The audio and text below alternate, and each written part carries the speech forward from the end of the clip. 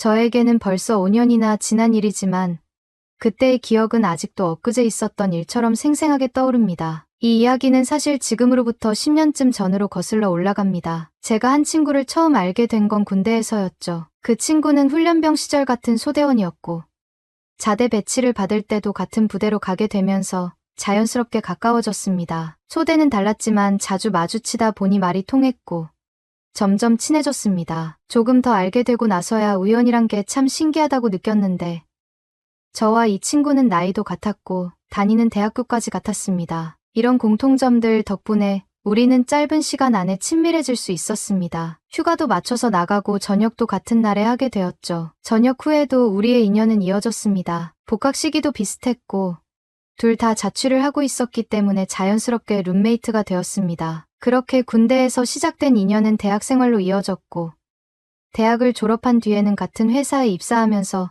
더 깊어졌습니다. 형제가 없었던 저에게 이 친구는 정말 형제 같은 존재가 되었죠. 그런데 주변 사람들은 우리 둘이 친하게 지내는 게 참 신기하다는 반응이었어요. 제가 좀 자유로운 영혼이고 계획 없이 되는 대로 사는 스타일이라면 이 친구는 그야말로 철저하게 계획을 세우고 그 계획을 하나씩 실현해 나가는 스타일이었거든요. 나쁘게 말하면 저는 약간 무책임한 한량 같은 사람이고 이 친구는 공부벌레에 가까운 모범생 타입이랄까요. 하지만 오히려 그 서로 다른 점들이 우리가 친해지는데 더 큰 역할을 했다고 생각해요. 각자 부족한 부분을 서로에게서 채울 수 있었으니까요. 그런데 30살이 되던 해 이 친구가 결혼을 한다는 소식을 들었습니다. 대학 시절부터 한 집에서 살며 동고동락하던 녀석이 장가를 간다니 정말 가족이 한 명 떠나는 것처럼 허전한 기분이 들더라고요. 저는 그때도 결혼 생각은 있었지만 아직 젊음을 더 즐기고 싶다는 마음이 컸어요. 그래서 딱히 진지하게 만나는 사람도 없었고 결혼이라는 걸 그렇게 서두를 필요는 없다고 생각했죠. 친구는 아내를 선을 통해 만났다고 했는데 저는 그 말을 듣고 조금은 그 친구가 인생 계획에 따라 조건을 따져 결혼한 게 아닐까 하는 생각이 들었습니다. 워낙 계획적인 사람이었으니까요. 하지만 결혼식 날 처음 본 친구 아내의 모습은 제 생각을 단번에 바꿔놓았습니다. 그 모습이 정말 아직도 기억에 남아있을 정도로 아름다웠거든요. 새하얀 웨딩드레스를 입고 나타난 그녀는 마치 동화 속에서 튀어나온 주인공 같았어요. 피부는 눈부실 정도로 하얗고 목에서 어깨로 이어지는 가늘고 길다란 목선은 너무나도 고왔습니다. 선 봐서 이렇게 아름다운 사람을 만날 수도 있구나 하고 감탄했어요. 그 순간 친구 녀석이 왜 그렇게 서둘러 결혼을 했는지 바로 이해가 되더라고요. 조건이 아니라 진심으로 사랑에 빠졌던 게 분명했습니다. 그날 이후 저는 친구의 인생 계획에 대해 새삼 놀라면서도 존경스러운 마음을 품게 되었어요. 그 친구는 자신의 길을 차분히 걸으며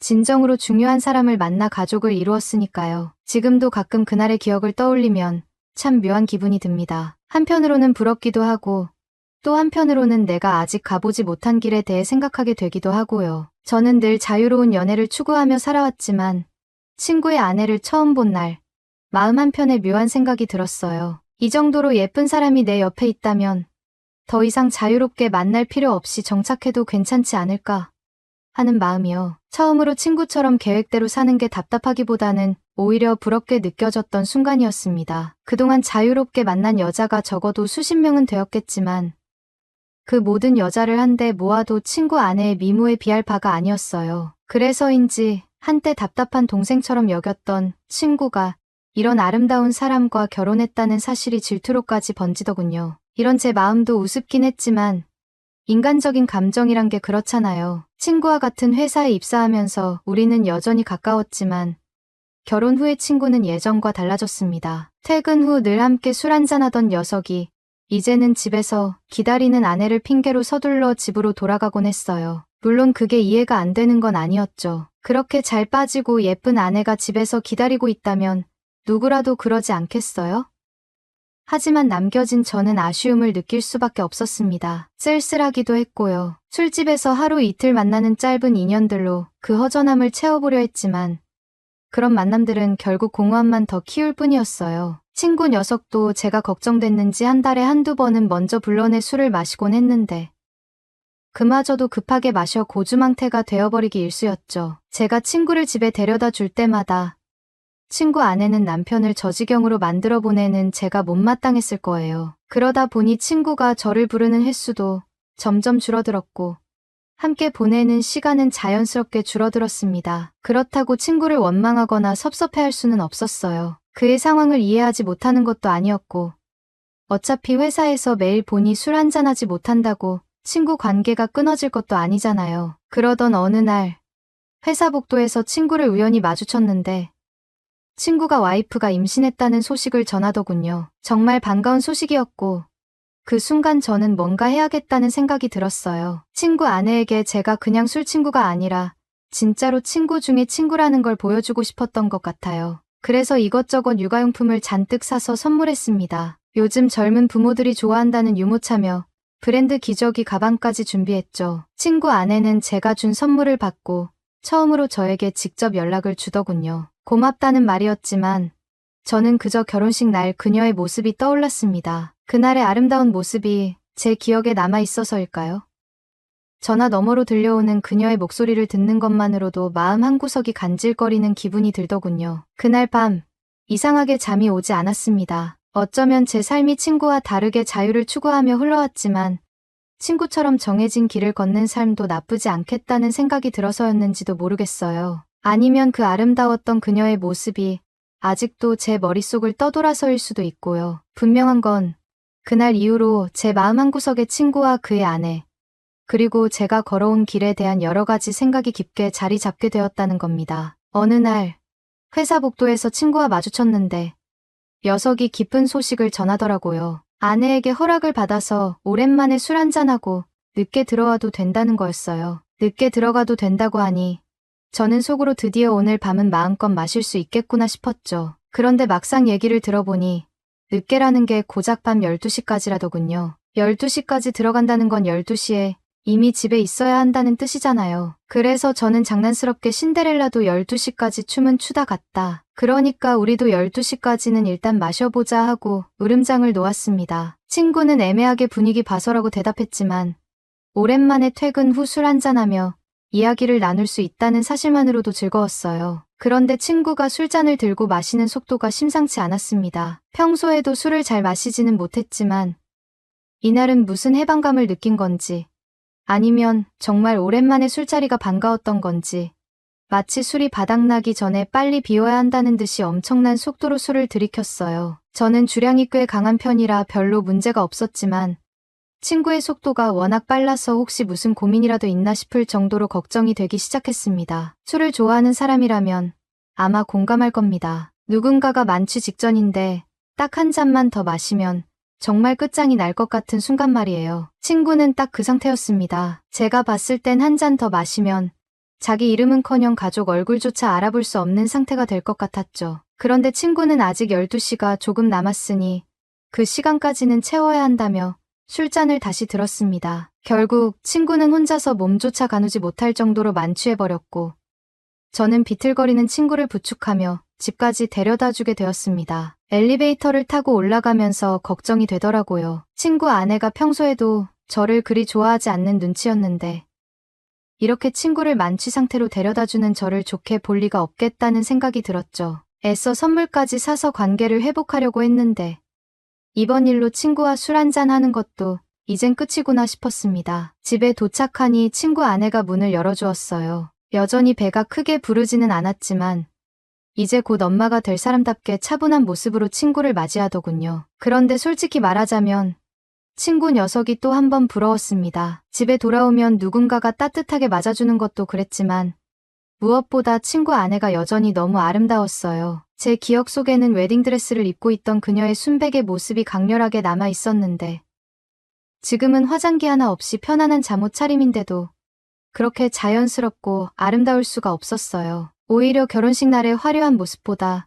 지금 이 순간의 수수하고 자연스러운 모습이 더 눈부시게 느껴질 정도였습니다. 그 순간 저는 여러 가지 감정이 교차하는 걸 느꼈습니다. 질투도 있었고 부러움도 있었고 어쩌면 미련 같은 것도 있었던 것 같아요. 하지만 동시에 친구의 행복을 진심으로 응원하고 싶다는 마음도 컸습니다. 문을 닫고 돌아서 나오면서 오늘 밤은 친구에게 주어진 시간 중 하나의 작은 해방이었고 저에게는 친구의 삶을 다시 한번 생각하게 되는 특별한 시간이었습니다. 친구 녀석을 그녀에게 부축해서 인도해줬는데 이 녀석이 중심을 잃더니 바닥에 그대로 쓰러지고 말더라고요. 이 상황에서 제가 부부의 공간인 침실까지 들어가 친구를 침대에 눕혀줄 수도 없고 어쩔 줄 몰라 안절부절 못하고 있었죠. 그런데 그녀는 오히려 생긋 웃으면서 그냥 여기에 둬도 돼요. 추우면 알아서 침대로 오겠죠. 라며 태연하게 말하더라고요. 그 말에 당황하기도 했지만 그때 그녀가 친구의 손을 힐끗 보더니 순대는 안 사왔나 보네 하고 한숨을 내쉬었습니다. 그 말을 듣는 순간 저는 무슨 상황인지 바로 눈치챘습니다. 친구가 12시까지 집에 돌아오는 길에 순대를 사오라는 심부름을 받았던 거였어요. 하지만 이 녀석이 만취한 상태로 빈손으로 온 걸 보고 실망한 거겠죠. 제가 또 이런 눈치 하나로 세상 살아온 사람인데 그 정도 상황 파악을 못할 리가 없었죠. 순간 친구가 이대로 혼나면 앞으로 우리 둘이 술 한잔할 시간은 점점 더 줄어들 거라는 생각에 저는 그녀에게 잠시만 기다려보세요 하고 쏜살같이 밖으로 뛰쳐나갔습니다. 제가 대신 순대를 가져다 주면 친구도 혼나지 않고 저와 친구의 우정도 지킬 수 있을 테니까요. 이리저리 헤매며 순대를 찾던 끝에 아직 불이 켜진 순댓국집 하나를 발견했습니다. 가게 안에 들어가 보니 홀을 정리하던 아주머니 한 분이 계셨는데 제가 들어가자마자 순대 하나만 주세요 하고 외치니 난처한 표정을 짓더라고요. 마침 마감 준비를 하고 계셨던 상황이었나 봅니다. 아주머니는 순대는 이미 삶아놓은 게 없어서 새로 한 사람 먹을 만큼 준비해 드릴 수 없다고 하셨습니다. 어떻게든 부탁드려야겠다고 생각하며 사정하려던 순간 문득 기막힌 아이디어가 떠올랐습니다. 결혼은 안 했지만 지금 제 아내가 임신 중이고 순대가 너무 먹고 싶다고 했다는 핑계를 댄 거예요. 그 말을 듣자마자 가게 안의 아주머니들이 전부 손을 멈추고 저를 쳐다보더군요. 그중 한 아주머니는 저를 보고 아내가 임신했는데 술 마시고 다니는 거야? 정신 좀 차려요. 하고는 잔소리를 하셨지만 결국 주방으로 들어가 순대를 삶기 시작했습니다. 얼마 지나지 않아 아주머니는 정말 순대 한 줄을 통째로 삶아서 건네주시더니 얼른 가져가서 와이프 먹이고 술은 이제 그만 마셔요. 라며 한마디 더 하셨습니다. 게다가 순대는 다음날 못 파니까 이거 다 가져가요. 하고 덤까지 얹어주셨습니다. 졸지에 저는 친구 아내의 남편이 되어 순대를 얻어온 셈이었죠. 그때 아주머니의 충고가 아직도 잊히지 않아요. 아내가 아이 가진 몸이면 당신이 더 잘 챙겨야지.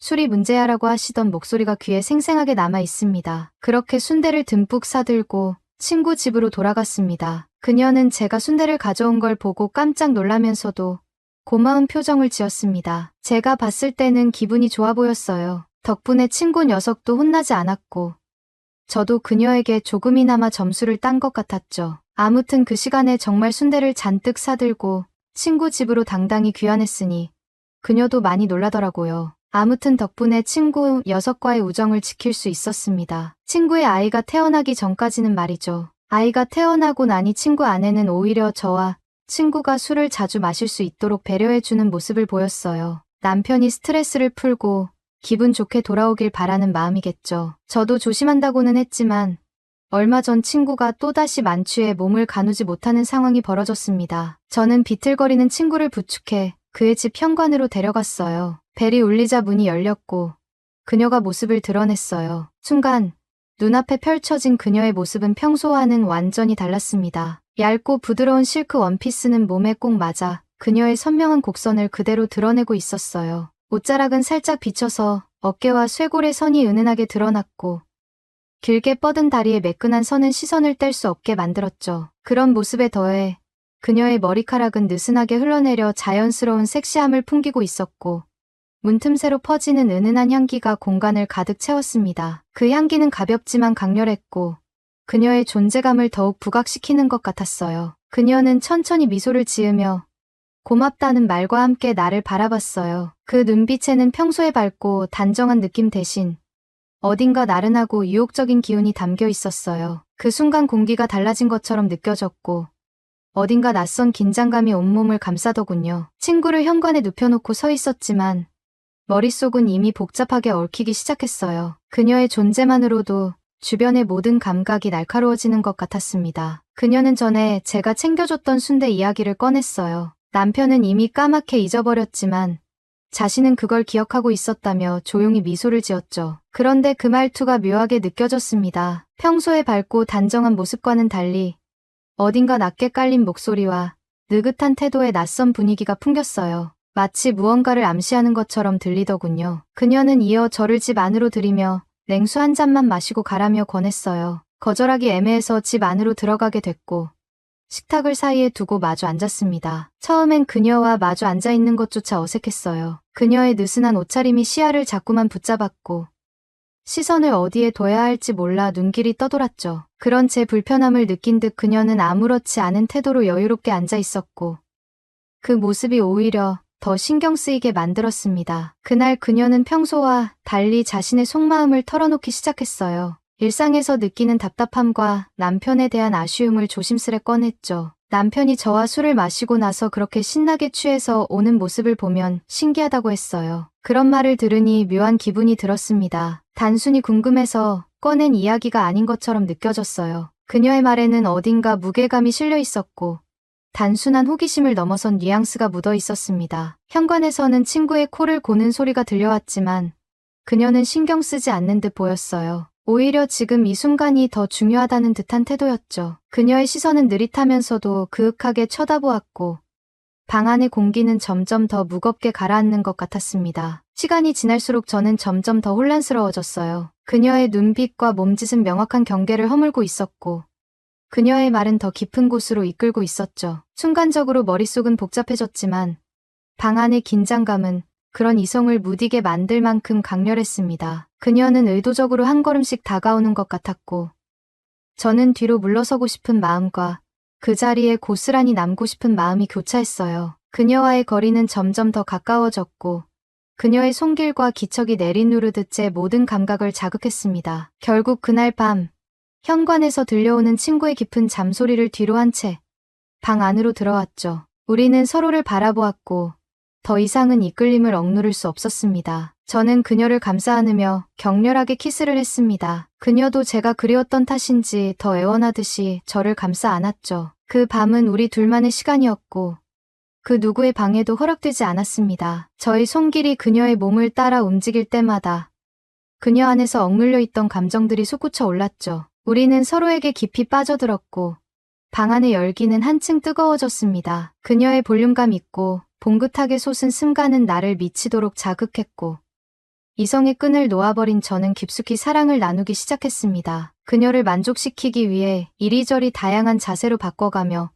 격렬하게 움직인 끝에 그녀는 오선생을 느끼며 참고 있는 소리를 내뱉더라고요. 그렇게 우리는 서로를 느끼며 몰입했고 그 누구도 알 수 없는 뜨거운 비밀을 공유하게 되었습니다. 그녀와의 이 밤은 평생 잊을 수 없는 기억으로 남아있을 것 같습니다. 그렇게 뜨거운 시간을 보내고 난 후 현관에 쓰러져 있는 친구를 피해 도망 나오듯이 집으로 돌아갔습니다. 집으로 돌아오는 길에 머릿속은 복잡했어요. 내가 그녀와 선을 넘었다는 사실이 스스로를 짓눌렀고 그녀와 친구 그리고 나 자신에 대한 질문이 꼬리에 꼬리를 물었습니다. 이 관계가 어디로 가고 있는지 나는 이미 통제할 수 없는 곳으로 빠져들고 있다는 것을 느낄 수밖에 없었죠. 그날 이후에도 저는 친구와 술을 마실 때마다 그가 정신을 못 차릴 정도로 마시게 하고 친구 집까지 데려다 줄 핑계를 만들곤 했어요. 그녀는 매력적으로 웃으며 냉수 한 잔만 마시고 가라고 했고 저는 그 말을 빌미로 집 안으로 들어가곤 했습니다. 그렇게 친구가 깊이 잠든 사이 그녀와 저는 점점 금기의 경계를 넘어섰고 처음 그때처럼 둘만의 뜨거운 시간을 보냈습니다. 사실 처음이 어렵지 이후에는 점점 더 과감해졌고 죄책감보다는 그녀에 대한 육체적 만남에 더 끌리더군요. 이런 관계가 이제는 멈출 수 없는 지점까지 와버린 것 같았습니다. 가끔은 이런 생각도 들었어요. 그녀가 친구가 아니라 저를 만났다면 어땠을까? 그녀와 결혼해서 새로운 삶을 시작할 수도 있지 않았을까? 하지만 이 모든 건 현실이 아닌 허황된 상상이었어요. 그녀는 친구의 아내였고 저는 친구를 속이고 있는 상황이었죠. 아직 그녀와의 관계는 끝나지 않았어요. 친구를 속이며 이렇게 계속할 수는 없을 거라는 걸 잘 알고 있었습니다. 하지만 그녀를 포기할 수 있을지 그리고 그녀와 이 관계를 어떻게 끝맺어야 할지에 대한 답은 여전히 찾을 수 없었습니다. 친구에게 그녀를 양보해 달라고 말해보고 싶지만 그 이야기가 나올 순간을 생각하면 두려움이 앞서더군요. 앞으로 어떻게 해야 할지 고민이 됩니다. 지금까지 저의 이야기를 들어주셔서 감사합니다. 회사 동기들과의 모임을 마치고 집에 돌아온 건 밤 12시가 넘은 시간이었습니다. 씻을 힘도 없이 침대에 쓰러져 깊이 잠들었죠. 그런데 한참 자고 있던 새벽 4시, 요란한 초인종 소리에 깼습니다. 띵동, 띵동. 시계를 보니 아직 새벽. 숙취 때문인지 머리가 깨질 듯 아팠지만 누군지 확인해야 했습니다. 거실을 지나 현관 앞까지 걸음을 옮겨 인터폰을 확인하니 익숙한 얼굴과 목소리가 보였습니다. 누구세요? 저예요. 설이. 문 좀 열어주세요. 얼마 전 친구와 이혼한 설이었습니다. 문을 열어주자 그녀는 비틀거리며 들어와 소파에 주저앉았습니다. 눈은 반쯤 풀려 있었고 검정 투피스에 검정 스타킹을 신은 채 머리와 옷매무새는 흐트러져 있었어요. 처음 그녀의 모습을 본 순간 어디 사고라도 난 게 아닐까 싶었죠. 하지만 그녀가 횡설수설하는 말을 듣고는 금세 눈치챘습니다. 술이 많이 취했구나. 그녀는 술에 취하면 늘 저를 동식 오빠라고 다정하게 불렀거든요. 그날도 마찬가지였어요. 얼마나 애틋하게 부르던지 이름을 부를 때마다 묘하게 마음이 흔들릴 정도였습니다. 동식 오빠, 나 목말라 물 한 잔만 줘. 동식 오빠, 나 술 취한 거 아니야. 나랑 한 잔 더 하자. 오랜만에 서울에 왔는데 갈 데가 없어. 나랑 놀아줄 사람도 없고 말야. 동식 오빠가 하룻밤만 나랑 놀아줘. 이 시간에 연락도 없이 웬일이야? 무슨 일이라도 있었어? 그냥 동식 오빠가 생각나서요. 갑자기 내가? 동식 오빠.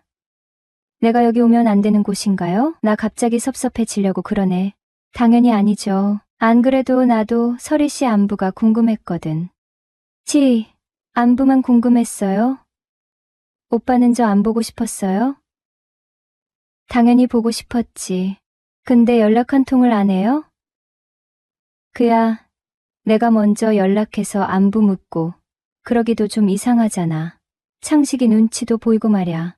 아무튼 잘 찾아왔네. 궁금하던 차에. 그럼 저랑 술 한잔 해요. 그리하여 새벽에 친구 아내와 술자리가 이어졌습니다. 앞으로 자주 오빠 집에 와야 할 것 같아. 정말 너무 좋았어. 이제 어떡하지? 어떡하긴 가끔 이렇게 즐기면 되지. 앞으로 자주 와. 그녀가 눈을 찡그시며 나를 바라봤고 나는 윙크를 날려줬다. 나 정말 오랜만이야. 연애 시절로 돌아간 것 같아. 그게 좋았다는 거지? 응. 셀레이는 이런 기분을 쉽게 느낄 수 없는데 그녀는 부드럽게 웃으며 나를 응시했다. 자주 와도 괜찮지? 언제든지 와도 된다니깐. 그녀는 한동안 나를 바라보다가 갑자기 미소를 지으며 말했다. 솔직히 말할게. 전 남편은 생각도 안 나는데 동식 오빠는 자꾸 생각나더라. 호호.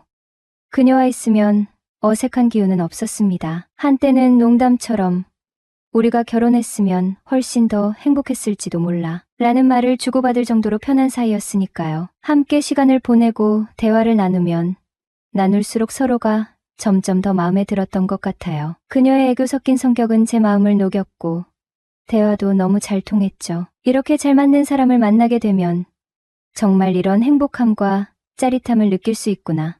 그녀를 통해 알게 되었습니다. 무엇보다 그녀와 함께 있으면 항상 즐거웠고 마치 오랜 친구처럼 편안하면서도 설레는 묘한 감정이 늘 내 곁에 있었습니다.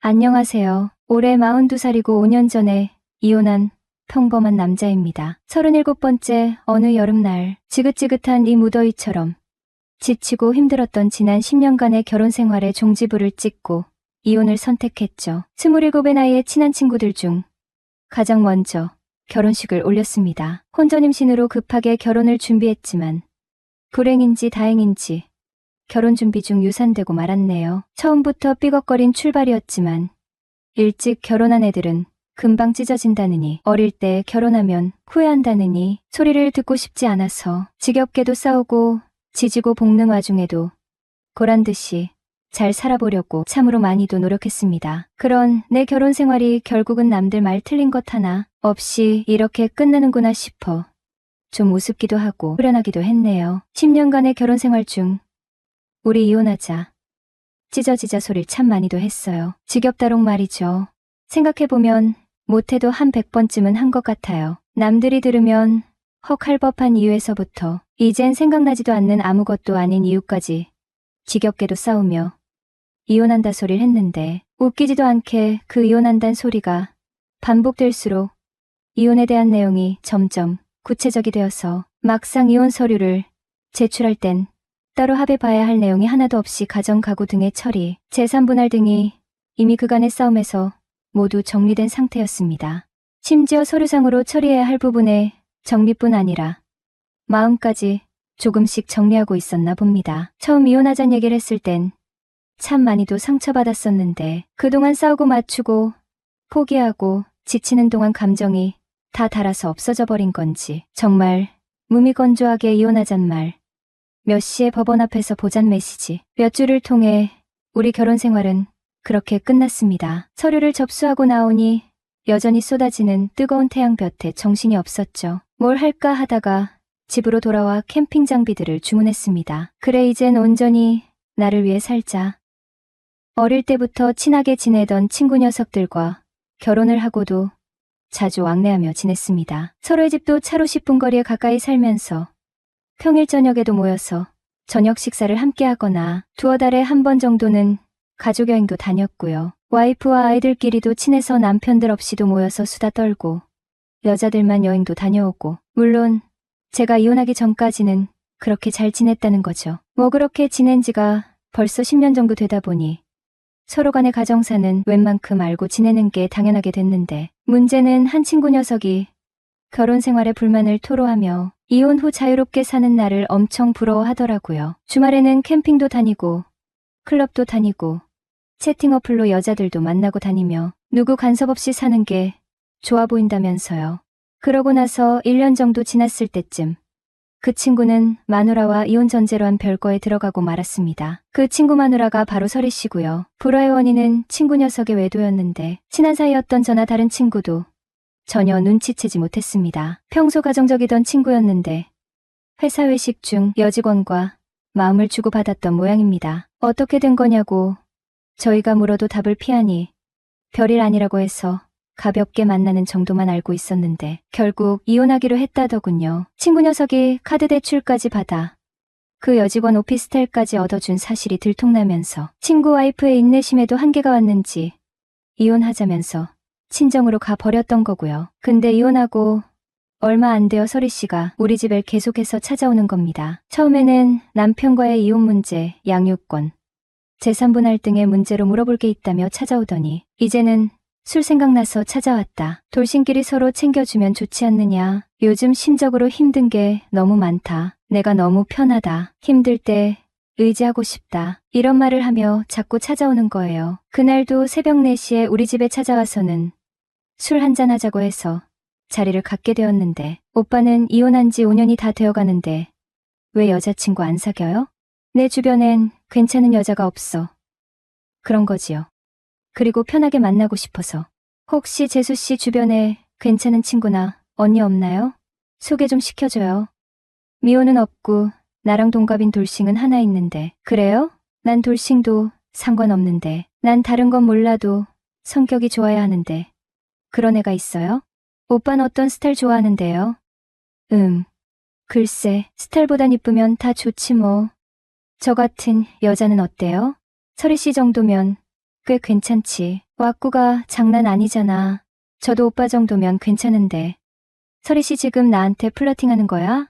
그냥 오빠랑 자주 만나다 보니 남자로 보이긴 해요. 나도 설희 씨가 여자로 보이는데 우리 이러다 사고 치는 거 아닌가 몰라. 오빠 그럼 저랑 한번 만나볼래요? 막 웃더니 갑자기 제 팔짱을 끼면서 나 정도면 오빠 연애 상대로 괜찮지 않아? 괜찮지. 너무나도 적극적인 그녀 모습에 내가 살짝 긴장하자. 뭘 그렇게 당황하고 그래? 오늘 좀 순수해 보이는 오빠 모습이 귀여워 보이네. 피하지 말고 이리 와봐.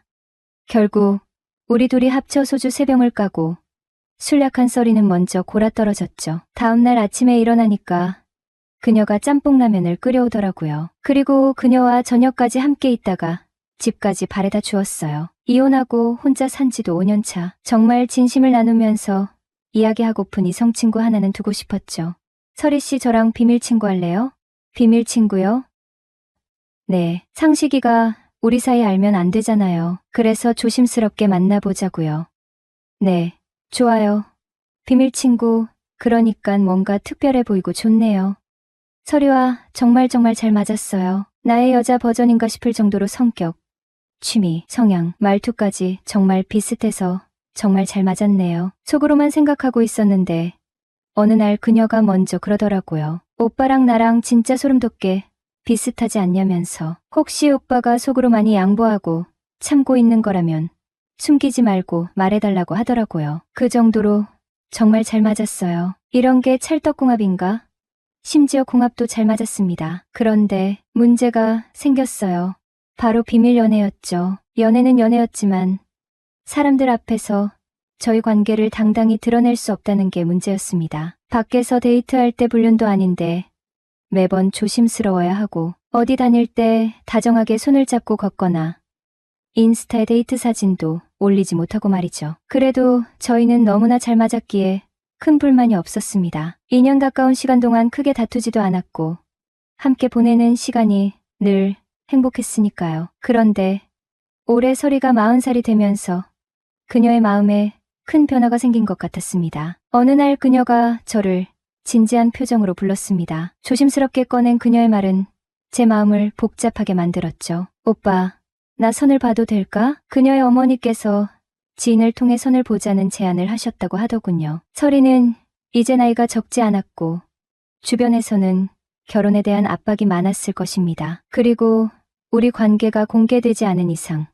그녀의 입장에서 현실적인 고민을 하지 않을 수 없었겠죠. 그 말을 듣는 순간 제 마음이 무겁게 내려앉는 것을 느꼈습니다. 설이가 선을 본다는 것이 단순히 한 번의 만남으로 끝날 문제가 아니라는 것을 알았기 때문입니다. 이는 곧 그녀가 재혼을 진지하게 고민하고 있다는 뜻이기도 했으니 말이죠. 무엇보다 그녀가 그런 결정을 내리게 된 이유가 저와의 관계가 애매하다는 점 때문일 것이라는 생각이 들어 더욱 마음이 복잡해졌네요. 하지만 그 순간 저는 아무 말도 할 수 없었습니다. 선을 보면 안 된다고 말하기에는 그녀의 상황이 이해가 되었고, 그래, 선을 봐도 되라고 말하기에는 제 마음이 너무 아프니깐요. 애매한 우리의 관계가 결국 이런 상황을 만들어낸 것 같아 스스로에게도 화가 났습니다. 이제 저는 선택의 기로에 서 있습니다. 설이의 행복을 위해 무엇을 해야 할까요? 그녀를 붙잡고 관계를 공개하며 앞으로의 미래를 함께 만들어가겠다고 결심해야 할까요? 아니면 그녀가 더 나은 선택을 할 수 있도록 놓아주는 것이 맞을까요? 설이와의 시간이 너무나 소중했기에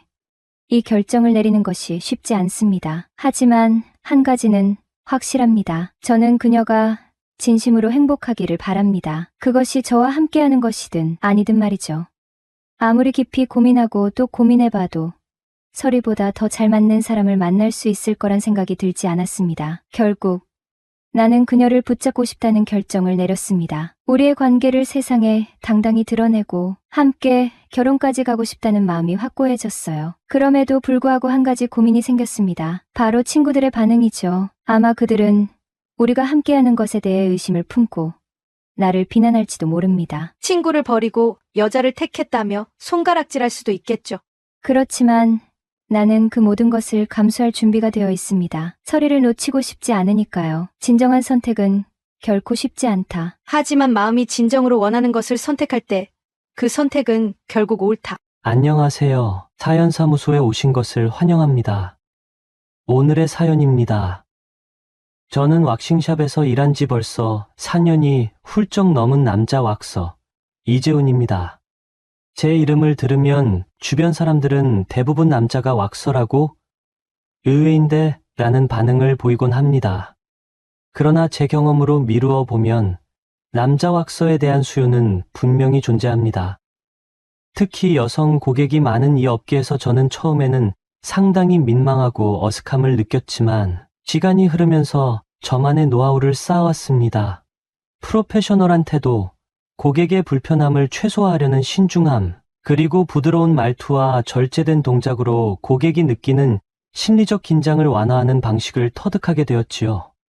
처음 일을 시작했을 때는 손에 땀이 나고 고객의 눈도 제대로 마주치지 못할 정도로 긴장했습니다.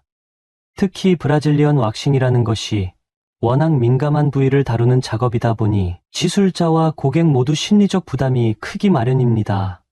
그런데 코로나가 터지고 사람들과 마주할 때 마스크를 쓰는 것이 일상이 되었을 당시 저는 마스크를 쓴 채 시술하는 것이 훨씬 편하게 느껴졌습니다.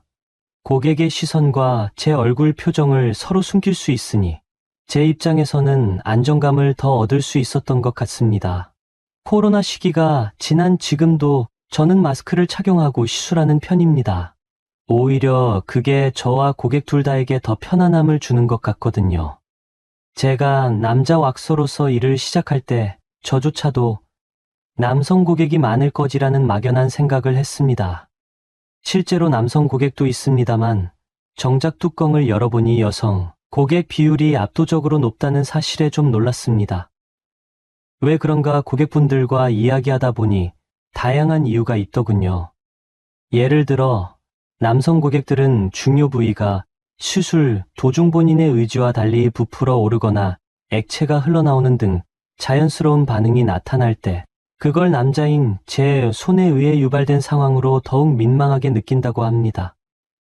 그래서 차라리 민망함이 있어도 여성 왁서에게 받는 편이 조금 더 편하다거나 덜 거슬린다는 거죠. 반면 여성분들은 남자 왁서가 더 조심스럽고 섬세한 터치로 시술한다고 느낀다고 합니다. 또한 의외로 같은 여성 간의 시선이 더 신경 쓰이는 분들도 있고 남자 왁서는 오히려 성별이 달라서 객관적이다라며 마음이 편안해진다는 의견도 있습니다. 이런저런 이유로 지금은 제 고객층이 대부분 여성으로 굳어졌습니다. 처음에는 의아했지만 지금은 제 시술 만족도를 좋게 평가해 주시는 분들이 많아졌고 입소문까지 더해져 새로운 손님들도 꾸준히 찾아주고 있습니다. 특히 단골 손님들이 늘면서 왁싱 과정 중 서로 대화를 나누다 보면 고객분의 긴장이 한결 풀리고 통증이 조금이라도 덜 느껴지게끔 분위기를 유도하는 것도 제 능력 중 하나가 되었습니다. 새로운 고객이 오면 초반에 굉장히 민망하고 경계심을 보이는 경우가 많습니다. 그래서 저는 최대한 프로답게 불필요한 말은 자제하면서도 부드러운 목소리 톤을 유지하려고 노력합니다.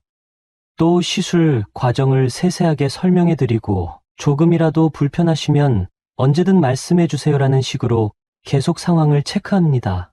그러면 처음에는 딱딱하게 굳어있던 표정이 서서히 풀리면서 생각보다 불편하지 않아요라거나 생각보다 덜 아프네요 하는 반응을 하곤 합니다.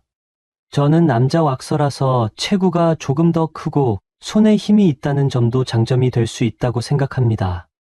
예를 들어 하드왁스 같은 경우 한 번에 착 하고 떼어내는 힘이 강하면 통증을 조금 덜 느끼게 되는 면이 있다고 해요. 물론 이런 장점이 모든 고객에게 통하는 건 아니겠지만 그래도 시술 이후에 역시 손힘이 있어 시원하게 잘 떼어지는 것 같다며 만족감을 표하는 고객님들이 많습니다.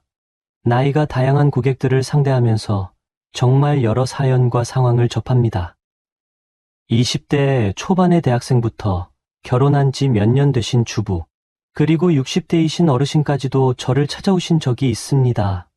사람마다 목적도 다 달라요. 청결을 위해서, 미용을 위해서, 혹은 여행이나 특별한 날을 앞두고 있는 경우도 있고, 직업 특성상 늘 깔끔한 이미지를 유지해야 하는 분들도 있지요. 그런데 그 중에서 가장 기억에 남는 일이 하나 있습니다. 바로 제 대학 시절 친구의 아내, 소연 씨가 제게 시술 받으러 왔던 날인데요. 사실 그 전까지는 그녀가 이 왁싱샵에 올 거라는 사실을 전혀 몰랐습니다. 대학 때 친구였던 그 남자와 저는 꽤 친했지만 사회에 나와서 서로 바쁘게 지내다 보니 자주 만나지는 못했습니다. 그 친구가 당시 대학에서 사귀던 소연 씨와 결혼까지 하게 된 것에 저도 굉장히 놀랐고 한편으로 부럽기도 했습니다. 결혼은 커녕 연애조차 쉽지 않았던 제 입장에서는 대학 때부터 잘 어울렸던 두 사람이 실제로 가정을 이루고 잘 사는 모습이 조금은 질투나기도 했습니다. 소연 씨 집안 형편이 좋다고 들었고 결혼할 때도 집안에서 많은 도움을 줬다고 하더군요. 게다가 그녀 자신도 대기업에 다니고 있어서 수입이 탄탄한 편이고 예쁘고 성격도 밝아 남자들에게 인기가 상당했습니다.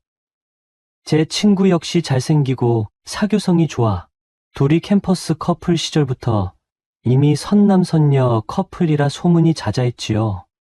솔직히 전 친구가 때론 부럽기도 하고 한편으로 참 잘 어울린다고 생각했습니다. 그러다가 어느 날 왁싱샵 예약 리스트를 확인하는데 낯익은 이름이 보였습니다. 흔한 이름이라 혹시 하고 막연히 생각했는데 막상 시술실 문을 열고 들어오던 그녀와 눈이 마주친 순간 정말 그 소연 씨가 맞구나 하는 것을 깨달았습니다. 그녀 또한 문득 저를 보고는 꽤 놀란 눈빛을 보였지만 정말 재훈 씨 맞죠? 하고 반갑게 인사를 건넸습니다. 제게 시술을 받게 될 줄은 몰랐다는 듯이 잠시 당황하더니 이내 상황을 받아들이는 듯 했습니다. 그때 그녀가 입고 온 옷차림은 꽤 우아하고 세련되어 보였습니다. 흰 블라우스에 무릎 아래까지 오는 스커트 차림이었는데 머리부터 발끝까지 정돈된 느낌이었어요. 저는 순간 역시 선녀 같은 이미지 그대로구나 하고 마음속으로 생각했습니다. 그러나 곧바로 근데 이분께 브라질리언 왁싱부터 전신 왁싱까지 해드려야 하는구나라는 생각이 들면서 묘한 긴장감이 들었습니다. 그녀는 탈의실에 들어가 옷을 갈아입고 준비된 가운만 걸치고 나왔습니다. 저는 아무리 프로라 해도 이 상황이 조금 낯설더군요. 알고 지내던 사람의 가장 사적인 신체 부위를 왁싱한다는 것이 말처럼 쉽지 않았습니다.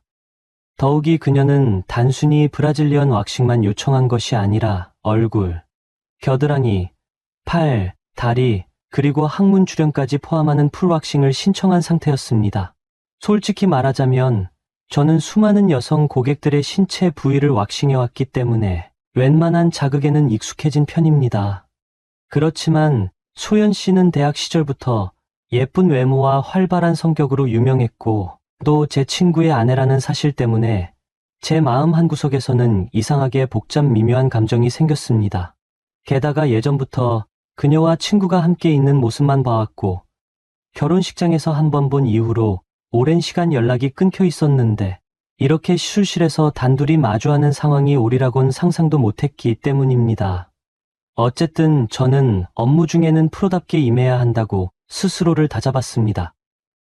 그녀 또한 처음이라 긴장된다고 했습니다. 그래서 저는 시술 전에 충분히 설명을 드렸습니다. 처음 왁싱하실 때는 통증이 있을 수 있으니까 제가 천천히 진행해 드릴게요. 혹시 힘들거나 아프시면 언제든 말씀해 주세요. 시술하는 과정 하나하나 설명해 드리겠습니다. 그러자 그녀도 안심한 듯 고개를 끄덕이며 긴장한 표정을 조금씩 풀었습니다. 우선 얼굴 제모부터 시작했습니다. 코털, 눈썹 주변 잔털, 입가 주변의 미세한 털 등을 정리했는데 오히려 여기가 시작이 가벼운 편이어서 저는 숨을 고를 수 있었습니다. 그녀도 어머, 생각보다 괜찮네요라며 살짝 미소를 보였습니다. 피지나 각질 등으로 모공이 막힌 상태를 방지하기 위해 시술 전에는 꼭 프리왁스 로션을 발라서 피부를 정돈해 줍니다. 코털도 살짝 정리했는데 이때는 왁스 스틱을 매우 조심스럽게 콧구멍에 넣어 굳힌 뒤 떼어내야 하므로 고객이 실수로 움직이면 위험할 수 있습니다. 그래서 저도 꼼꼼히 확인하고 숨쉬기 불편하지 않도록 안내하면서 천천히 진행했습니다. 얼굴 제모를 마치고 자연스럽게 겨드랑이 왁싱으로 넘어갔습니다. 그런데 그녀의 겨드랑이를 보니 생각보다 털이 굵고 무성했습니다. 본인도 저 사실 모처럼 왁싱을 결심해서요. 그동안은 면도로만 정리했거든요라며 쑥스러운 듯 웃었습니다. 저는 면도로 정리하면 털이 더 굵어지는 느낌이 들 수도 있어요. 왁싱을 꾸준히 하시면 얇아지고 더디게 자랍니다라고 설명해 드렸습니다. 겨드랑이 왁싱할 때는 무엇보다 피부를 팽팽히 잡아당기는 게 중요합니다. 저는 먼저 시술 부위를 클렌징 워터로 깨끗하게 정리하고 땀이나 유분을 제거하기 위해 전용 탈크 파우더를 살짝 뿌렸습니다.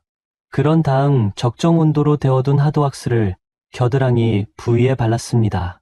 지금 왁스를 바를게요. 온도가 뜨겁거나 이상하면 바로 말씀해 주세요라고 안내한 뒤 적당한 간격으로 굽기를 확인하고는 한 번에 떼어냈습니다.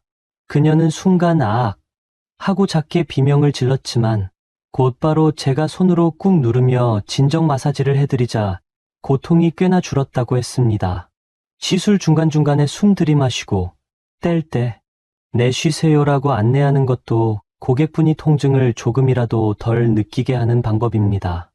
이후 진정크림을 발라 피부를 달래주었지요. 처음에는 꽤 아파하던 그녀도 제가 어느 정도 리듬을 타서 시술을 해드리니 확실히 전문가 손길이 다르긴 다르네요. 아프긴 해도 참을 만해요라고 하더군요. 이 과정을 마치자 겨드랑이는 깔끔해졌고 그녀도 한결 개운해 보였습니다. 다음으로 팔다리 왁싱을 진행했습니다. 팔과 다리 부분은 넓은 면적이라 비교적 쉽게 진행할 수 있지만 그만큼 한 번에 많은 면적을 시술해야 하므로 집중력이 필요합니다. 소연 씨는 피부가 꽤나 희고 부드럽기에 털만 깔끔히 정리되면 훨씬 깔끔한 이미지가 될 것 같았습니다. 저는 그녀에게 아마 시술 후 보시면 훨씬 매끈한 라인이 살아난다는 걸 느끼실 거예요라는 식으로 긍정적인 피드백을 전해주곤 합니다. 그녀도 고통이 수반되는 시술이다 보니 그런 말을 들으면 그래도 이 고통이 헛된 건 아니구나 하고 용기를 얻기도 하죠. 그렇게 얼굴, 겨드랑이, 팔다리까지 순조롭게 끝낸 뒤 이제 가장 마지막이자 핵심인 브라질리언 왁싱 단계에 이르렀습니다. 사실 저는 평소에도 브라질리언 왁싱을 많이 해왔으니 숙련되었다고 생각하지만 친구의 아내인 그녀를 상대한다는 사실이 머릿속에서 지워지지 않아 아주 미묘한 떨림이 가시지 않았습니다. 그녀 또한 이 부분이 제일 걱정돼요. 제일 민감하잖아요라며 긴장한 표정을 보였습니다. 저는 웃으며 아마 처음이시니까 더 그럴 수 있어요. 최대한 통증이 적도록 해드릴게요. 그리고 불편하시거나 아프시면 주저 마시고 말씀해 주시면 조절해 드릴게요라고 다시 한번 안내했습니다. 시술 전 브라질리언 부위를 클렌징 워터로 닦으며 혹시나 자극이 가지 않도록 최대한 부드럽게 진행했습니다. 프리왁스 로션과 탈크 파우더로 모공을 어느 정도 열어주고 땀이나 유분기를 제거해 왁스가 잘 달라붙게 해줍니다. 수건으로 민감한 부위를 가려주면서 조금씩 진행하는데 그럼 다리를 조금 벌려주시겠어요? 라고 묻는 순간 저도 모르게 약간 어색한 기분이 들더군요. 그녀는 눈을 꾹 감고 고개를 끄덕이며 자세를 취했습니다. 시술자와 고객 모두 긴장하는 순간이지만 저는 일단 손 기술에 집중하기로 마음먹었습니다. 브라질리언 왁싱을 할 때 가장 중요한 것은 한 번에 확실히 떼어서 통증을 최소화하고 부위를 조금씩 나누어서 진행하는 것입니다. 처음에 윗부분부터 시작하여 양옆으로 그리고 점차 깊은 곳까지 차근차근 왁싱을 해나갑니다. 제가 지금 왁스 바를게요. 숨 들이마시고 뗄 때 후 내쉬세요 하고 안내하면 그녀는 아파요 하면서도 각오한 듯 꾹 참았습니다. 떼어낸 뒤에는 바로 손으로 꾹 눌러 진정시켜주고 압박 마사지를 해주면 통증이 꽤 완화됩니다. 문제는 가끔 고객이 통증에 너무 민감해서 중간에 움찔움찔하면 자칫 접촉이 어긋날 수 있다는 겁니다. 소연 씨도 처음이다 보니 한두 번 움찔했는데 그때마다 저는 조금만 더 천천히 진행할게요. 괜찮으시죠? 라고 물어보며 그녀를 안심시켰습니다. 그러자 그녀도 괜찮다며 다시 긴장을 풀고 다음 단계를 기다렸습니다. 이 시점에서 저에게 찾아온 또 다른 복잡한 감정은 이 사람이 내 친구의 아내다라는 사실에서 비롯된 것이었습니다. 제 친구는 얼마나 이 여인을 사랑했을까? 결혼 생활은 잘 유지되고 있을까? 그리고 지금 저는 그 여인의 가장 은밀한 부위를 이렇게나 가까이에서 보고 만지고 있다는 사실이 묘하게 머릿속을 맴돌았습니다. 물론 프로페셔널함을 잃으면 안 되므로 저는 마음을 다잡고 오직 시술에만 집중했습니다.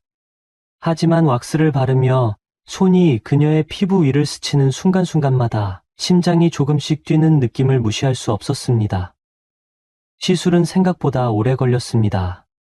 털이 제법 많았고 특히 뒤쪽까지 깔끔히 처리해야 하므로 자세를 바꿔가면서 천천히 진행했거든요. 처음에는 그녀도 뻣뻣한 자세로 힘들어했지만 계속 같은 자세를 유지하고 떼어내고를 반복하다 보니 어느새 자연스레 적응하는 듯했습니다. 저 역시 중간중간 대화를 이어나가며 불필요한 긴장을 덜어주려 노력했습니다. 자연스럽게 일상 이야기를 하다 보니 그녀도 점차 몸을 편하게 두게 되었고 저 역시 시술에 집중하면서도 대화에 맞춰서 호흡을 잡아갔습니다. 물론 시술 도중에 갑자기 너무 구체적인 사생활 이야기가 오가면 서로 어색해질 수 있으니 적당한 거리감을 유지하는 것도 중요했습니다. 그렇게 대화를 주고받으면서 브라질리언 왁싱 마지막 단계인 항문 주변까지 왁싱을 진행했습니다. 이 부위는 자세가 더 민망하기 때문에 많은 고객들이 어색해합니다. 엉덩이를 약간 들고 무릎을 조금 구부린 상태로 진행해야 하는데 소연 씨 또한 처음이라 자세 잡기가 쉽지 않아 보였습니다. 저는 조금 더 허리를 말아서 들어주시면 좋아요. 괜찮으시죠? 라며 계속해서 안내했습니다. 다행히 그녀도 큰 불만 없이 따라주었고 비교적 순조롭게 시술을 마칠 수 있었습니다. 시술을 전부 끝내고 나니 어느덧 예정된 시간보다 조금 더 지체되긴 했지만 브라질리언 왁싱이 깔끔하게 마무리되었습니다. 저는 마지막으로 시술 부위에 진정크림을 발라주고 혹시라도 자극이 심할 수 있으니 최소 하루 이상은 사우나나 수영장 같은 곳을 피하시라고 당부드렸습니다. 그리고 너무 꽉 끼는 바지보다는 통풍이 잘 되는 편안한 옷을 입는 것이 좋다는 조언도 해드렸지요. 소연 씨는 가운을 입고 슬리퍼를 끌고 천천히 탈의실로 들어가더니 다시 옷을 갈아입고 나왔습니다. 얼굴은 약간 화끈거리는 듯 보였지만 오히려 전에 비해 한결 편안해 보였고 생각보다 훨씬 괜찮았어요. 처음이라 많이 긴장했는데 왁서님이 잘해주셔서 덜 부끄러웠어요라며 미소 지었습니다. 저는 그녀에게 만약에 집에 가서 피가 살짝 보이거나 붉은 기가 오래 간다면 연락 주시고 가렵거나 발진 생기면 바로 병원 가시는 게 좋습니다. 보통은 괜찮지만 그래도 혹시 모르니까요라고 안내했습니다. 그녀는 결제를 마치고 이제 종종 올 것 같아요. 다음에 또 잘 부탁해요. 라고 웃으며 말했습니다. 저도 알겠습니다. 조심히 들어가세요라고 답했습니다. 그렇게 그녀가 나간 뒤 저는 한참 동안 생각에 잠겼습니다. 뭔가 복잡 미묘한 기분이었습니다. 오랜만에 재회한 친구 아내에게 왁싱 시술을 해주고 그것도 가장 사적인 부위를 직접 눈으로 보고 손으로 만졌다는 사실이 전혀 일상적이지 않으니까요. 그러나 동시에 나는 프로이고 그녀는 고객이다라는 사실이 제 마음을 가라앉혔습니다. 실은 친구에게도 너의 아내를 시술했다고 말할 수는 없지만 만약 그가 알게 된다 해도 제가 시술자로서 지켜야 할 선을 넘지 않았다는 자부심이 있습니다. 그 후로도 며칠이 지났을 때 왁싱샵 SNS에 후기가 하나 올라왔습니다. 익명의 닉네임이었지만 느낌상 소연 씨가 올린 글이 아닌가 싶었습니다. 처음 방문이라 긴장 많이 했는데 남자 왁서 선생님께서 너무 섬세하고 신중하게 해주셔서 민망함이 덜했어요. 통증도 생각보다 견딜만 했고 시술 후에도 붉은 기가 금방 사라져서 만족스럽습니다. 처음이라 몰랐는데 한번 해보니 왜 많은 분들이 꾸준히 찾는지 알겠네요. 다음에도 재방문 의사 있어요. 이런 글이었는데 저는 왠지 기분이 이상하면서도 뿌듯했습니다. 그리고 시간이 조금 지나 다시 하루가 시작된 어느 아침, 저는 샵 문을 열고 평소처럼 바닥을 쓸고 물건 정리를 하다가 예약표를 확인했습니다. 그런데 뜻밖에도 익숙한 이름이 또 적혀 있었습니다. 소연 씨였습니다. 이번에는 다리 왁싱만 간단히 할 예정이라며 예약 시간을 잡아두었더군요. 저는 순간 두근거리면서도 또 만나면 어떨까 하는 기대감이 들었습니다. 이전에 한 번 시술을 해드렸으니 이번에는 조금 더 편하고 자연스럽게 진행할 수 있지 않을까 하고 생각했습니다. 하지만 그날 일어난 새로운 사건이 하나 있었습니다. 갑자기 샵에 전기가 나가는 사고가 발생한 겁니다.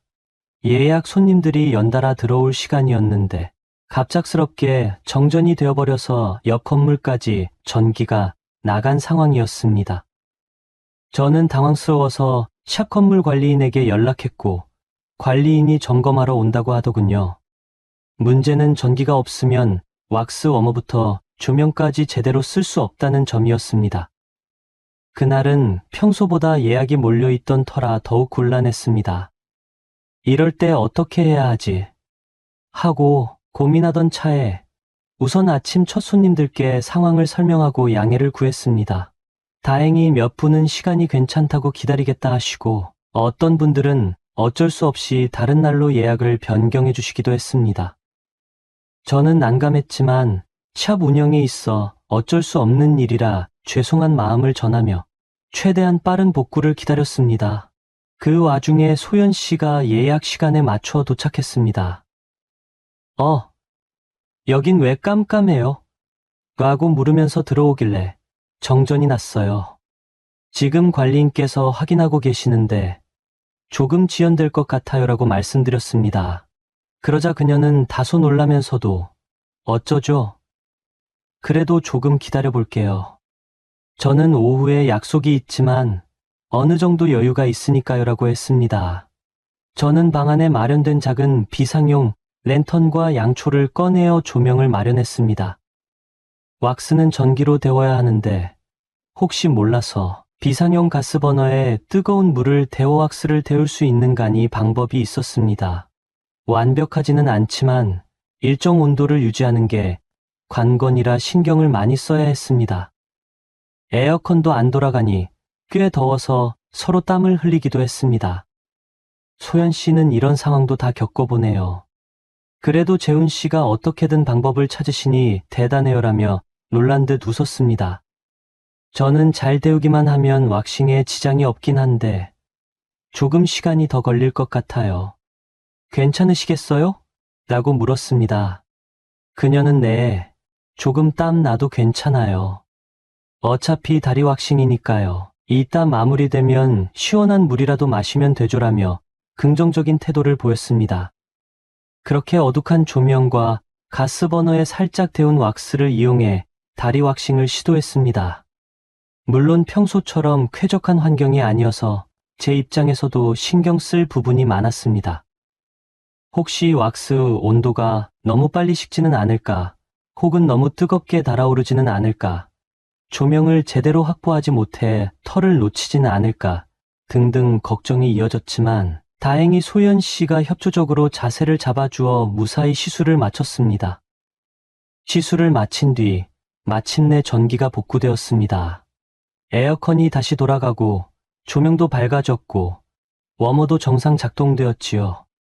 저는 안도의 한숨을 내쉬면서 이제야 살겠네요. 아까 엄청 더웠죠?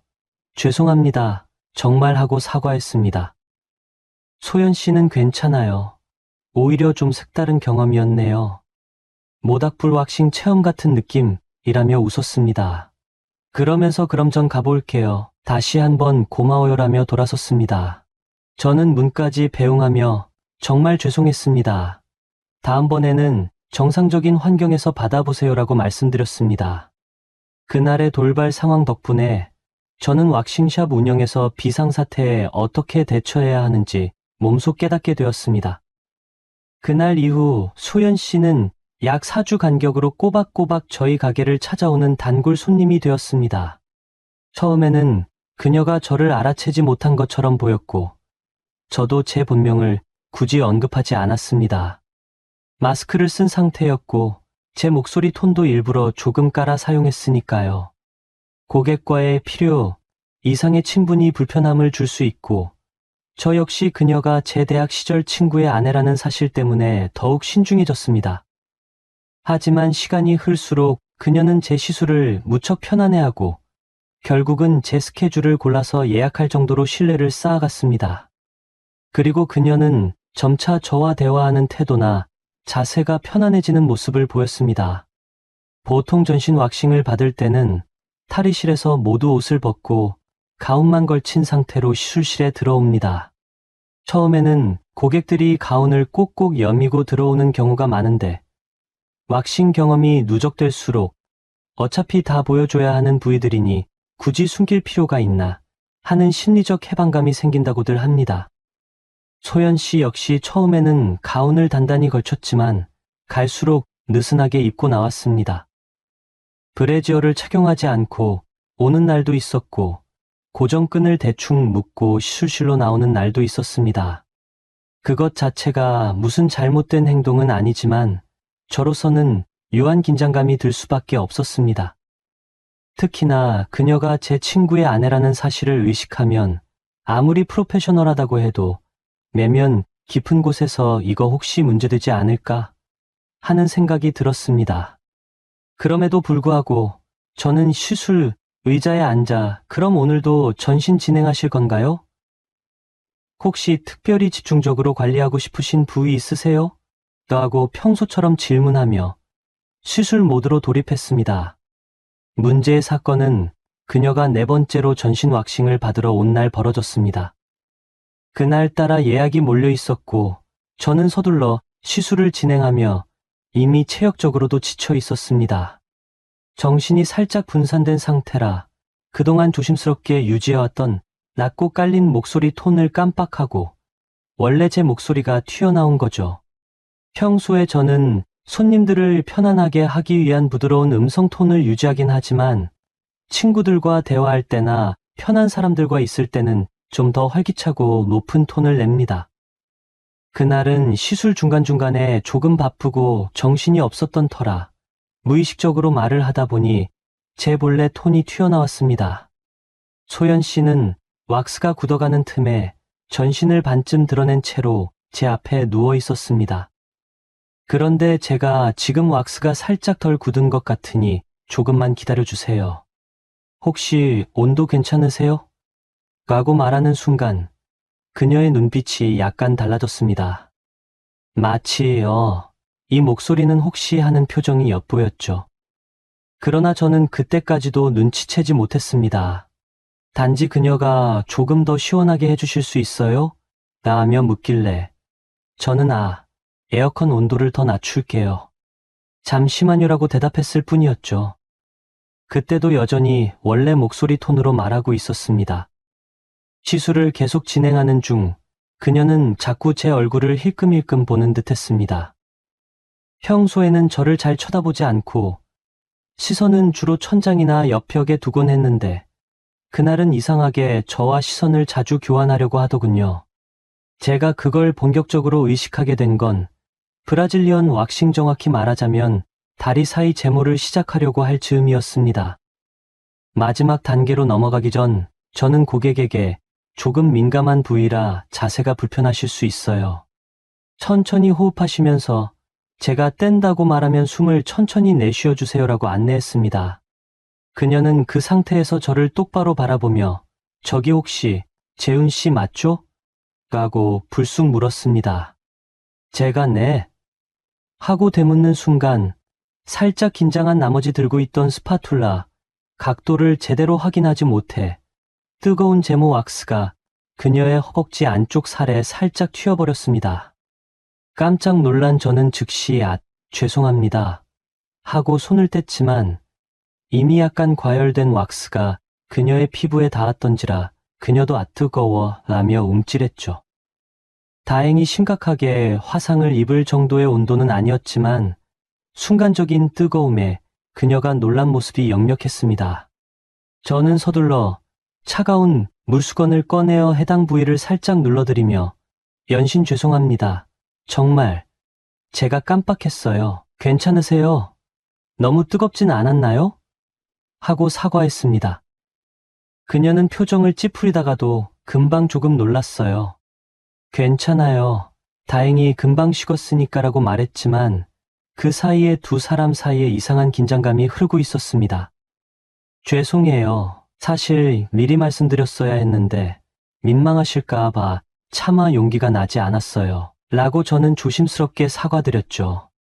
그녀는 얼굴이 달아오른 채 두 손으로 얼굴을 가린 뒤 조용히 말을 이었습니다. 저 그동안 못 알아봤는데 오늘 목소리가 예전에 알던 재훈 씨 목소리랑 똑같아서 어떡해요.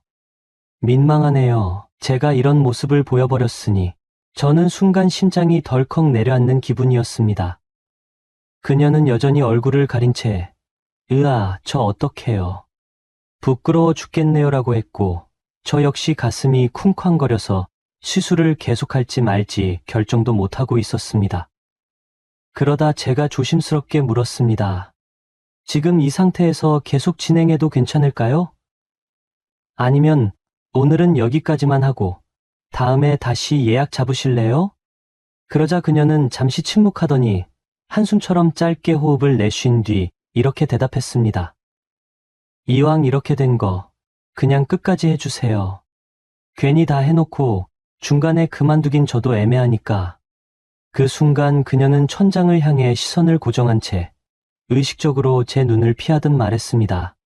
저는 그 말에 알겠습니다라고 답하고 최대한 긴장된 기색을 감추려 애쓰며 시술에 복귀했습니다.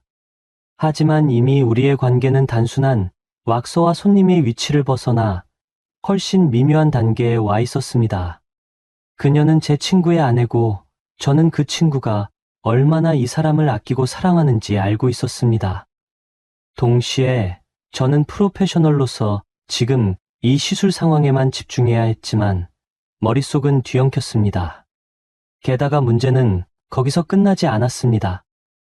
브라질리언 왁싱을 진행하면서 고객의 민감한 반응이나 신체적 변화는 흔히 볼 수 있는 현상입니다. 실제로 통증이나 자극에 의해 혹은 긴장과 이완이 교차되는 가운데 신체에서 자연스럽게 분비물이 나오기도 합니다. 그동안 수많은 고객을 시술해온 저에게는 흔한 일이지만 쇼연 씨의 경우는 이날따라 그 양이 평소보다 많아 보였습니다. 처음에는 처음 정체를 들킨 부끄러움 때문에 땀이나 분비물이 좀 더 나오는 건가 싶었습니다. 그러나 시간이 지날수록 그녀의 피부가 살짝 달아오른 것처럼 보였고 호흡 역시 거칠어지는 느낌이 들었습니다. 특히나 제가 왁스를 떼고 난 직후 피부를 진정시키기 위해 손으로 눌러주거나 부드럽게 문지를 때마다 그녀는 미묘하게 몸을 움찔거렸습니다. 저는 이를 통증 반응 정도로 받아들였지만 점점 그 리듬이 이상하게 달아오르는 듯 했죠. 어느 순간 저는 무의식 중에 그녀가 내는 아주 희미한 신음 섞인 숨소리를 들었고 시선을 아래쪽으로 두었을 때 분비물이 살짝 더 묻어나오는 걸 확인했습니다. 일반적인 왁싱 중에 약간의 액체가 나오는 경우는 드물지 않지만 이 정도로 눈에 띄게 증가하는 건 흔치 않았습니다. 저는 당황했지만 최대한 태연한 척 작업을 이어갔습니다. 곧 끝납니다. 조금만 더 힘내세요라는 식으로 늘 하던 안내 멘트를 반복했지요. 그러나 그 긴장된 분위기는 서로가 이미 감지하고 있었습니다. 그녀 또한 시간이 흐르면서 자신이 평소와 다르게 반응하고 있다는 걸 느낀 듯했습니다. 시술이 거의 마무리 단계에 들어서자 그녀는 숨을 고르며 애써 담담하려고 했지만 얼굴이 붉어져 있는 건 감출 수 없어 보였습니다. 왁싱을 마친 뒤에는 시술 부위에 진정크림을 바르거나 간단한 압박 진정 마사지를 해주곤 합니다. 너무 과도한 자극을 받은 피부의 즉각적인 보습과 진정을 해주지 않으면 빨갛게 부어오르거나 따갑기 때문입니다. 저는 늘 하던 대로 조심스럽게 크림을 발라드렸습니다. 그런데 그때 그녀가 갑자기 제 팔목을 잡아 끌듯 붙잡았습니다. 그 손길에는 흔들림과 미묘한 갈망이 함께 담겨 있는 듯 보였습니다. 그녀가 고개를 살짝 돌려 제 눈을 바라보는데 말은 없었지만 그 눈빛에서 무언가를 간절히 원하는 기색이 확연히 전해졌습니다. 마치 조금 더 해달라 혹은 나를 좀 알아달라는 듯 감정이 복합적으로 뒤엉킨 눈빛이었습니다. 저는 그 순간 온몸이 굳어졌습니다. 이 여인은 분명히 제 오랜 친구의 아내이고 저는 프로페셔널한 왁서입니다. 설령 제 마음 한구석에서 이상한 욕망이 스멀거린다 해도 그것을 행동으로 옮기는 건 제 자신을 배신하는 일이기도 했고 제가 지켜온 직업윤리를 무너뜨리는 행위이기도 했습니다. 한편으로는 혹시 내가 이 순간을 어떻게 처리하느냐에 따라 그녀에게 상처나 불쾌감을 줄 수도 있지 않을까 싶었습니다. 하지만 가장 큰 이유는 제 자신의 양심과 자부심이었습니다. 난 프로다. 고객의 신체에 성적 감정을 품고 접근하는 건 결코 해서는 안 될 일이다. 아무리 감정이 소용돌이친다 해도 여기서 선을 넘어버리면 저는 영영 돌아올 수 없을 거라는 확신이 들었습니다. 그래서 저는 최대한 차분하게 죄송해요. 소연 씨, 시술은 여기까지입니다라고 말하며 그녀의 손을 조심스럽게 내려놓았습니다. 그녀는 살짝 떨리는 시선으로 저를 보더니 이내 시선을 피하고 고개를 숙였습니다. 얼굴이 확 달아오른 채 한참을 침묵하더군요. 저 또한 말없이 남은 크림을 바르고 부드럽게 마무리 마사지를 진행했습니다. 그 과정에서 또다시 그녀의 분비물이 확인되었지만 저는 보지 못한 척 아무 말 없이 수건으로 가볍게 닦아드리고 끝냈습니다. 시술 후 그녀는 샤워실로 들어가 짧게 샤워를 했고 다시 탈의실로 가서 옷을 갈아입고 나왔습니다. 그리고는 계산대 앞으로 천천히 걸어오며 마치 아무 일도 없었다는 듯한 태도로 지갑을 꺼냈습니다. 저는 결제를 진행하면서 너무도 어색한 마음에 차마 그녀를 똑바로 볼 수 없었습니다. 결제를 마친 뒤 그녀가 나가려는 순간 문득 뒤를 돌아보며 말했습니다. 재훈 씨, 고마웠어요. 오늘 정말 민망했지만, 그리고 이건 우리 둘 사이 비밀로 해주세요. 아시죠? 남편에게도, 다른 사람에게도. 저는 고개를 끄덕였습니다. 네, 물론입니다. 걱정하지 마세요. 그녀는 시선을 피하며 살짝 올라간 턱선으로 도도한 듯 보이려 노력했지만 목소리 끝에 떨림이 담겨 있었습니다. 그리고 밖으로 나가버렸습니다. 저는 한참 동안 서서 마음이 심하게 요동치는 걸 느꼈습니다. 한편으론 안도했지만 또 한편으론 이상한 상실감과 아쉬움이 교차했습니다. 이제 더 이상 안 오겠지 하는 생각도 들었습니다. 친구 아내에게 시술했다는 사실만으로도 복잡한데 이런 흐름까지 되어버렸으니 아마 그녀도 부담스러워 다시는 오지 않을 것 같았습니다. 그날 저는 마음을 정리할 새도 없이 다음 예약 손님을 받아야 했습니다. 마스크 속에서 흐르는 땀, 식은땀이 뒤섞인 체온, 손이 약간 떨렸지만 최대한 프로답게 정신을 붙들었죠. 그런데 제 예상은 보기 좋게 빗나갔습니다. 약 5주가 지난 뒤 그녀가 다시 전신 왁싱 예약을 잡고 나타난 것입니다. 예약표에서 이름을 보자마자 저는 깜짝 놀랐고 혹시 잘못 본 건 아닌가 몇 번이고 확인했습니다.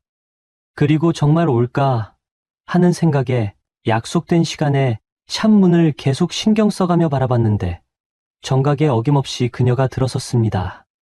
그녀는 가볍게 미소 지으며 안녕하세요. 오래간만이네요라고 말했습니다. 마치 우리 사이에 특별한 일이 전혀 없었던 것처럼 자연스러운 태도였죠. 저는 살짝 얼떨떨한 기분으로 오랜만이시네요. 잘 지내셨어요? 라고 인사를 건넸습니다. 그녀는 네 그냥 일상에 바쁘게 지내다가 왔죠라며 밝은 표정으로 대수롭지 않게 답했습니다. 내심 저는 왜 다시 온 거지? 하는 의문과 동시에 혹시 그냥 아무렇지 않게 넘어가려는 건가? 하는 복합적인 생각이 들었습니다. 그래도 고객이 왔으니 저는 프로의 자세로 시술 준비를 했습니다. 그녀는 탈의실에서 이번에도 브라렛조차 착용하지 않은 듯 가운을 걸치고 시술실로 들어왔습니다. 평소보다 더 가벼운 옷차림에 몸에서는 향긋한 바디로션 냄새가 스치는 듯 했습니다. 오늘도 전신 왁싱이신가요? 네. 저에게는 그게 제일 편하더라고요. 깔끔하기도 하고 그녀는 웃으며 말했습니다. 그런데 그 웃음 뒤에는 무언가 의미심장한 기색이 깔려 있었습니다. 제 착각일 수도 있지만 지난번 일로 인해 둘만 공유하고 있는 묘한 비밀이 있다는 걸 그녀도 의식하는 듯했어요. 하지만 겉으로는 아주 자연스레 대화를 이어가며 시술 준비에 협조했습니다. 시술이 시작되었고 저는 얼굴 부분부터 차근차근 진행했습니다. 여전히 그녀에게는 긴장감 같은 게 전혀 없어 보였습니다. 오히려 요즘 일은 어떠세요? 바쁘시죠? 같은 일상적 대화를 건네며 장난스러운 농담까지 던졌습니다. 저는 마치 친구와 수다 떠는 느낌이라 한편으론 편하기도 했지만 다른 한편으론 가슴이 계속 불편했습니다. 과연 이게 정상인가?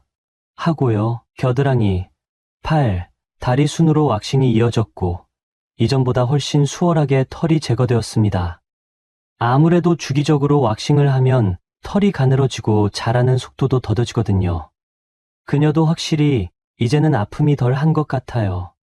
그리고 재훈 씨가 워낙 잘해주시니까라며 싱글벙글했습니다. 저는 일부러 감사합니다. 하지만 너무 과신하시면 안 돼요. 오늘도 브라질리언 들어가면 아플 수 있으니 마음 단단히 먹으셔야 해요라며 살짝 장난스럽게 대응했습니다. 그렇게 웃으면서도 가장 민감한 부위를 앞둔 시점에 제 심장 박동수는 점점 올라갔습니다.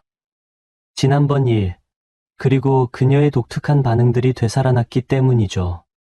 오늘도 혹시 같은 일이 반복될까? 만약 또다시 그런 반응을 보인다면 나는 어떻게 행동해야 할까? 등등 온갖 고민이 머리를 휩쓸었습니다. 마침내 브라질리언 왁싱 단계가 시작되었습니다. 저는 심호흡을 한번 길게 하며 손을 다시 한번 소독하고 장갑을 꼈습니다. 늘 하는 루틴이지만 그날은 유난히 제 손끝이 차갑고 떨리는 느낌이 들었습니다. 그럼 아래쪽 시술 들어가겠습니다. 혹시 편안한 자세 아시죠? 일단 다리를 약간 벌려주시고요.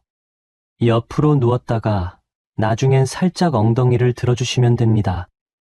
그녀는 익숙하다는 듯 자연스럽게 다리를 벌렸습니다. 가운 아래로 드러난 그 부위를 저는 최대한 의학적으로 혹은 전문가의 시선으로 바라보려고 애썼습니다.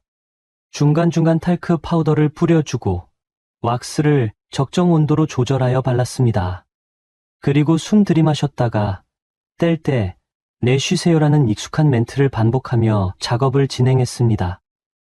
문제는 시간이 조금 지나면서부터 시작되었습니다. 이미 왁싱이 몇 번째라 통증이 줄었다곤 해도 민감한 부위를 건드리면 아픈 건 어쩔 수 없습니다. 그녀는 아이쿠, 아파요 같은 짧은 소리를 내며 움찔하긴 했지만 곧바로 숨을 고르며 버텼습니다. 그러다 제가 왁스를 떼고 나서 진정시키기 위해 손바닥으로 살짝 눌러줄 때마다 그녀의 표정이 이상하게 달아오르는 게 느껴졌습니다. 그리고 얼마 지나지 않아 왁스를 바르는 순간이나 떼어내는 순간에 미세하게 흐르는 분비물이 다시 한번 제 눈에 포착되었습니다. 이번에는 지난번보다 더 선명했습니다. 저는 최대한 보지 않은 척하며 수건으로 살짝 닦아내고 시술을 계속했지만 그걸 닦으면 닦을수록 조금씩 더 묻어나는 느낌이었습니다. 게다가 그녀의 호흡도 가빠졌고 목덜미와 귀끝이 빨개지는 것이 보였습니다.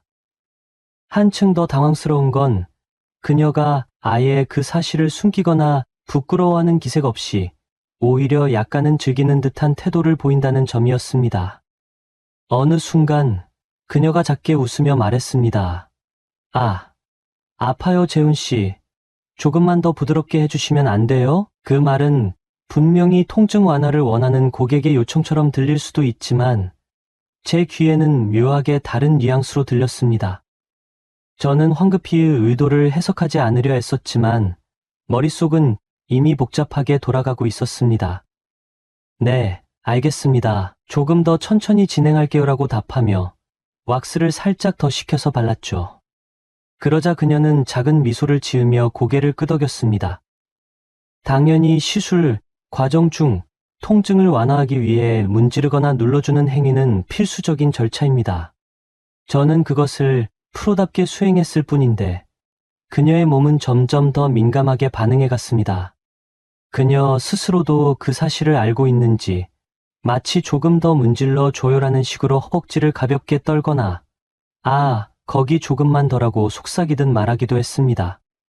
저는 그런 요청을 시술상의 필요로 인식하며 받아들였지만 마음 한구석에서는 절대로 넘지 말아야 할 선을 떠올리며 스스로에게 각인을 시켰습니다.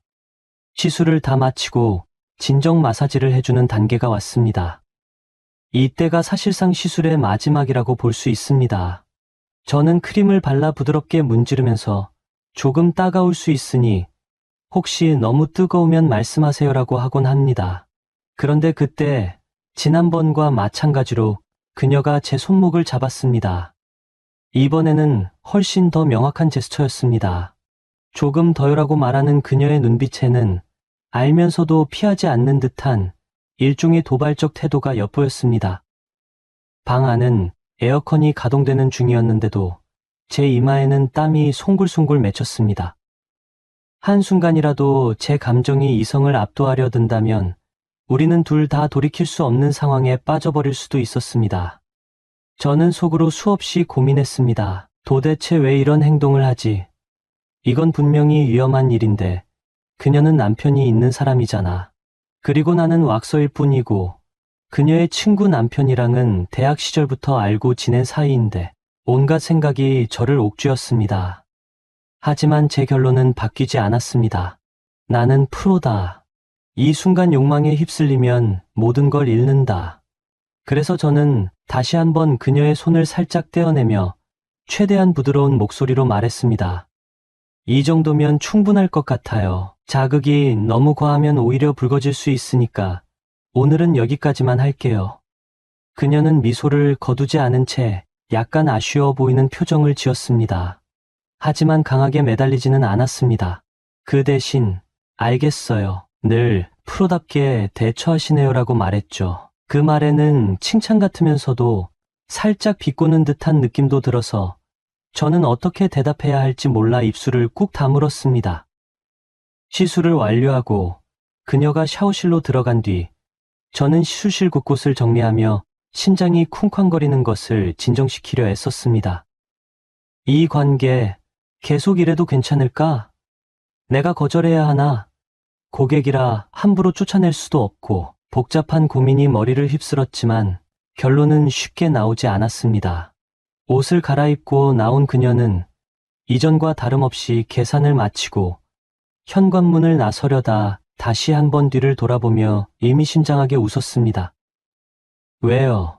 제가 오면 안 돼요?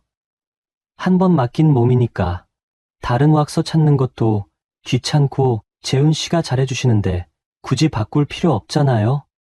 저는 짧게 웃으며 물론이죠. 언제든 환영합니다라고 대답할 수밖에 없었습니다. 그녀는 그럼 다음에 또 올게요라며 샵을 나섰고 저 혼자 남은 시술실에서 한참을 멍하니 서 있었습니다. 제 안에는 설명하기 힘든 감정들이 꼬리를 물고 맴돌았죠. 이후로도 소연 씨는 주기적으로, 때로는 4주, 때로는 5주 간격으로 꾸준히 제 샵을 찾아왔습니다. 전신 왁싱이든 부분 왁싱이든 그녀는 항상 저에게 예약을 잡았고 시술 후에는 늘 비슷한 분위기가 반복되었습니다. 처음부터 끝까지 그녀는 명시적으로 무언가를 요구하진 않지만 미묘한 눈빛과 제스처, 그리고 민감해진 신체 반응으로 저를 시험하듯 다가오곤 했습니다.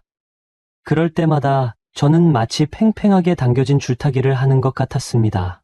조금만 방심하면 균형이 무너져버릴 것 같은 아슬아슬함, 그녀가 즐기는 듯 보이는 이 상황을 저는 영문도 모른 채 따라가는 형국이었습니다.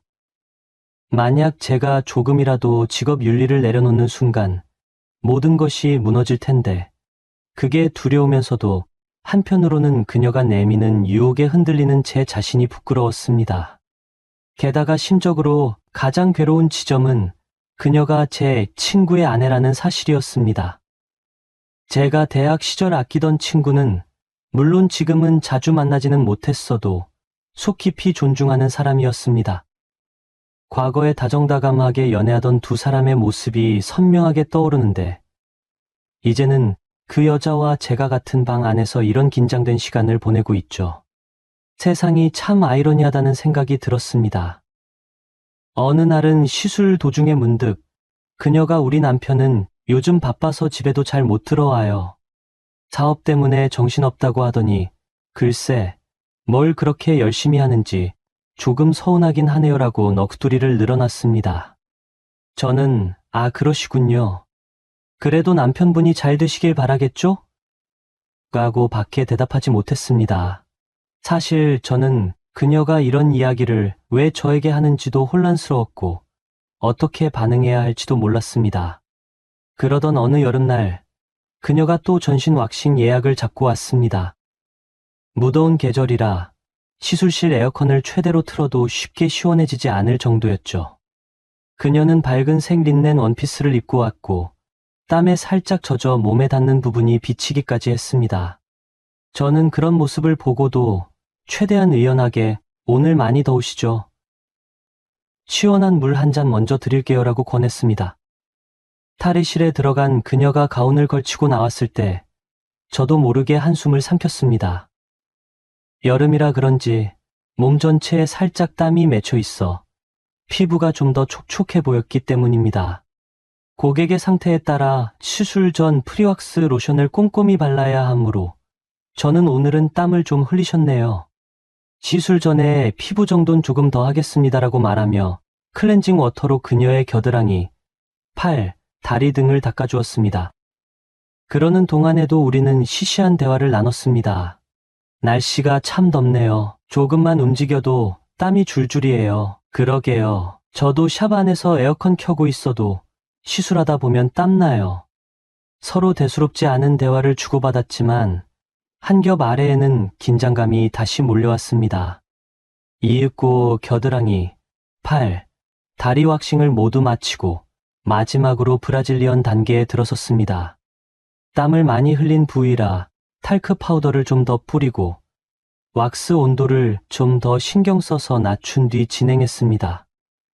그러나 이게 오히려 반대로 작용했는지 혹은 그녀의 몸 상태가 이미 민감하게 달아올라 있었는지 얼마 지나지 않아 그녀의 반응이 훨씬 커졌습니다. 왁스를 바르고 떼어낼 때마다 아 하는 소리가 훨씬 또렷해졌고 저는 조금만 천천히 하겠습니다. 괜찮으세요? 라고 물었습니다. 그녀는 숨을 고르듯 몇 번 들이쉰 뒤 작은 목소리로 좀 더 부드럽게 해주실 수 있어요? 라고 말했습니다. 그 말투 속에는 뭔가 예사롭지 않은 기색이 흐르고 있었습니다. 저는 당황스러웠지만 그래도 프로답게 속도를 조금 더 줄이고 아픈 부위를 더 오래 눌러주며 진행했습니다. 그럴수록 그녀의 분비물은 점점 더 눈에 띄게 많아졌고 저는 이미 땀과 긴장으로 정신이 반쯤 나간 상태였습니다. 조금만 더 눌러주시면 안 돼요? 여기가 좀 화끈거려서. 그녀는 아무렇지 않게 그런 말을 했지만 저는 차마 그 부위를 더 오래 문지르는 게 맞는지 고민스러웠습니다. 그래도 통증을 달래준다는 명분이 있으니 최대한 조심스럽게 손바닥으로 부위를 감싸듯 눌렀습니다. 그 순간 그녀의 몸이 가늘게 떨리는 게 느껴졌고 저는 더 이상 가면 위험하다는 생각에 서둘러 이제 마무리해야겠네요라고 말하며 왁싱을 끝냈습니다. 진정 크림을 발라 마무리 중일 때 그녀가 또다시 제 손목을 잡고는 아주 작은 목소리로 속삭이듯 말했습니다. 재훈 씨, 혹시 저 정말 이상하게 생각하지 마세요. 그냥 요즘 너무 외롭기도 하고 말끝을 흐린 그녀의 표정에는 아쉬움과 욕망, 그리고 어떤 결핍 같은 것이 겹쳐 보였습니다. 저는 가슴이 또다시 쿵쾅거렸지만 꾹 참으며 손목을 조심히 뺐습니다. 소연 씨, 죄송합니다. 저는 이 이상은 할 수 없어요. 저도 아시다시피, 그리고 뭐랄까, 이건 제 직업적인 신념이기도 하고요. 그녀는 한숨을 쉬며 고개를 끄덕였습니다. 알아요. 알면서도 그냥 내 마음이 좀 복잡해서요. 그래도 계속 올 거예요. 내 몸을 누구한테 맡기는 게 이젠 좀 무섭기도 하고 또 재훈 씨가 편하거든요. 그 말이 마치 계속 와서 이런 긴장감을 만들어내겠다고 선언하는 것처럼 들려 저는 마음이 복잡해졌습니다. 그러나 대놓고 오지 말라고 할 수도 없었습니다. 그녀는 여전히 제 고객이고 예약을 받아들이지 않을 명분도 없었습니다. 다만 앞으로 이런 상황이 계속 반복되면 제가 얼마나 잘 버틸 수 있을지 확신이 서지 않았습니다. 시술이 모두 끝난 뒤 그녀는 샤워실에 들어가 짧게 몸을 씻고 다시 나와서 옷을 갈아입고 언제나처럼 결제를 마치고 돌아갔습니다. 문을 열고 나가기 전 살짝 돌아보는 그녀의 미소에는 아직도 뭔가 아쉬움이 묻어 있었습니다. 그리고 저도 어딘가 모르게 허탈한 감정이 들었습니다. 서로가 선을 지킨다고 하면서도 어쩌면 보이지 않는 곳에서 그 선을 넘나드는 심리적 줄다리기를 하고 있는지도 모르겠다 하는 생각이 스쳤습니다. 그 후로도 소연 씨는 꾸준히 나타납니다. 올 때마다 그녀는 점점 더 대담해지기도 하고 때로는 매우 평온한 표정으로 아무 일 없는 사람처럼 시술을 받고 가기도 합니다. 그 패턴이 예측하기 어려워서 저는 그녀의 이름이 예약 리스트에 뜰 때마다 심장이 뛰고 복잡다단한 감정에 휩싸입니다. 정작 왁싱이라는 시술 자체는 이제 서로 호흡이 잘 맞아 통증도 훨씬 줄었습니다. 그녀의 채모가 확연히 얇아지고 덜 자라는 것이 보이니까요. 만약에 그녀가 이제는 다른 데로 옮길까 봐요라고 한다면 저도 그러시겠어요라고 말하며 안도할지도 모르겠습니다. 하지만 그날이 오리라는 보장도 없고 오히려 그녀가 더 오래도록 저를 찾을 것 같다는 예감도 듭니다. 이 상황을 누가 보면 둘이 불륜 관계로 치닫는 건 아닌가 싶을 수도 있겠지만 실제로 우린 육체적 접촉 이상의 무언가를 하진 않았습니다. 다만 그 짧은 시술 시간 동안 흐르는 묘한 긴장감과 분비물 그리고 서로 감춘 욕망이 얽혀 있는 것일 뿐이죠. 저는 제 자신에게 매번 다짐합니다. 절대로 선을 넘지 말자. 내가 이 직업을, 내 양심을 저버리면 안 된다. 그리고 무엇보다 친구를 배신하는 결과가 될 수도 있다. 내겐 그런 짓을 할 용기가 없다. 하지만 인간이란 늘 약한 존재고 때론 감정이 이성을 마비시키기도 합니다. 그래서 매번 소연 씨가 시술실을 나설 때 안도와 허탈함, 미련이 뒤섞인 감정이 동시에 밀려옵니다. 이 모순적인 심리가 얼마나 더 이어질지, 그리고 어디서 어떻게 막을 내릴지 저 자신도 알 수 없습니다. 저는 오늘도 샵을 열고 예약 스케줄을 확인합니다. 혹시나 그녀의 이름이 보이면 또 오시는구나 하며 긴장감과 기대감을 동시에 느낍니다. 그리고 한편으로는 생각합니다. 만약 다음에 만났을 때 그녀가 또다시 저를 시험하려 든다면 나는 여전히 지금처럼 선을 지킬 수 있을까? 아니면 언젠가 한 번쯤 무너져 버릴까? 하고요. 다만 한 가지 확실한 것은 저는 여전히 제 직업에 대한 자부심을 지키고자 한다는 점입니다. 저는 왁서로서 고객을 더 아름답고 깨끗하게 그리고 만족스럽게 만들어드리는 일을 좋아합니다. 그것이 설령 친구 아내라 할지라도 그 어떤 유혹이 오더라도 저는 최대한 프로답게 선을 지키려 노력할 것입니다. 그리고 이 이야기는 아마 그렇게 계속 흘러갈 것입니다. 오늘의 사연 여기까지입니다. 재미있게 보셨다면 구독, 좋아요, 알림 설정 부탁드립니다. 감사합니다.